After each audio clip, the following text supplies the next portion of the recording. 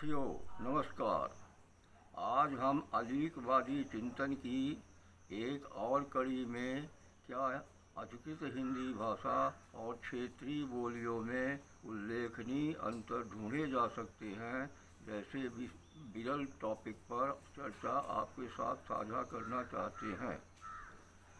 अक्सर देखा जाता है कि दुनिया के अन्य देशों के लोग राष्ट्रीय या अंतर्राष्ट्रीय मंचों पर अपनी अधिकृत मातृभाषा में शिद्दत के साथ विचारों के आदान प्रदान करते हैं, लेकिन दुर्योग से भारत की हिंदी भाषा देश में स्थापित होती साहित्य साम्राज्यवादी मानसिकता के तहत उच्च शिक्षित माने जाने की पहचान बनी अंग्रेजी भाषा के शर्तों के दबाव से लगभग सभी पक्षों की ओर से ज़मीनी तौर पर उपेक्षा का शिकार बनती लग रही है।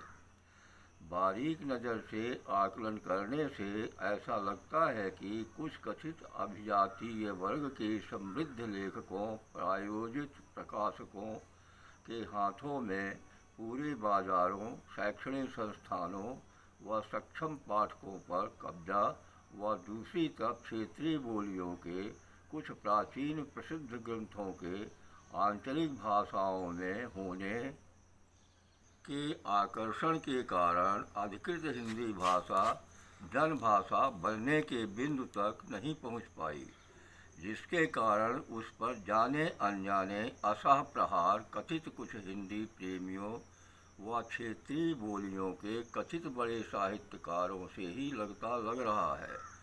शायद एक उदाहरण काफ़ी होगा। याद करें, आज़ादी के बाद अब तक देश के पैमाने पर हिंदी भाषा के पहचान व उसके क्षेत्रीय बोलियों से संबंध विषय पर कितनी ज़मीनी परिचर्चाएँ आयोजित की गई। जो भी इस प्रकार के आयोजन हुए भी वह सुर्खियों तक व प्रतीकात्मक दायरे तक ही सीमित माने जा सकते हैं, क्योंकि उस पर कोई निर्णायक निष्कर्ष सामने नहीं आ सके। फिर प्रश्न उठता है कि शायद इसीलिए हिंदी अवसरवादी स्तुतियों के भीड़ के बीच अब तक अनाथ जैसी ही हाशिए में पड़ी लग रही है। हिंदी भाषा मौजूदा समय में आंचलिक बोलियों से भी गई बीती बनती लग रही है। आर्थिक लाभ और आंचलिक बोलियों के रचनाओं और रचनाकारों पर प्रशंसा में तालियों के गड़गड़ाहट के बीच हिंदी के हक के लिए संजीदगी से संघर्ष कौन करे। विडंबना की हद तो तब होती लगती है जब दूर दराज के गरीब उत्कृष्ट ज़मीनी रचनाकारों की विरल विषय या टॉपिक लिखी गई पुस्तकें शासन के इस ओर की उदासीनता के कारण कोई पढ़ने, देखने व सुनने सुनाने को नहीं मिल सकते। ऊपर से उसी खेमे के कुछ छुट भैया कथित लेखक आरोप लगाते मिलते हैं कि बिखरे कवि लेखक अपनी रचनाओं का खुद प्रचार करते पाए जाते हैं।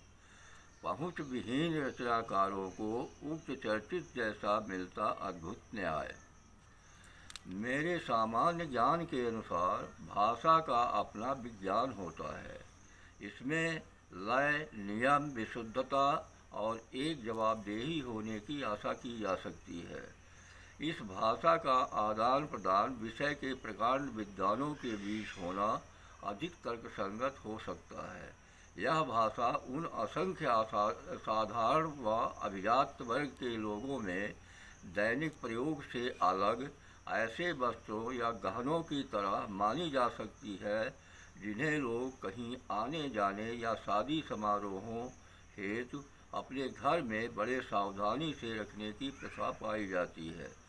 भाषाविदों को बोलने व लिखने के वक्त संभावित गलतियों के प्रति विशेष सावधानी बरतनी पड़ती है। क्षेत्रीय बोलियाँ घरेलू बोलियों से मेल खाती इन बोलियों के लिखने व बोलने के वक्त कुछ सुधरे क्रम में प्रयोग में लाए जाने की प्रथा कायम मिलती है। इसमें कोई जवाबदेही नहीं। किसी साइड से धड़ल्ले से इसे किसी साहित्य मंचों पर खड़ा किए जाने की प्रथा पाई जाती है, लेकिन मेरे सामान्य ज्ञान से ऐसा लगता है कि इसे मौलिकतः अधिकृत भाषा के साथ जोड़ना सरासर अन्याय माना जा सकता है। यह किसानों, मजदूरों या किसी भी मेहनतकश लोगों के अपने दैनिक कार्यों के दौरान प्रयोग में लाए जाने वाले वस्त्रों या गहनों की तरह हो सकती है, जिन्हें धूल कीचड़ में भी अक्सर लोग पहने रहते हैं। कुछ कथित भाषा विशेषज्ञों का यह कहना कि अधिकृत भाषाओं में अनेकों बोलियों को समाहित होना माना जा सकता है, अधिकृत हिंदी के साथ शायद न्याय होना नहीं साबित होता लगता।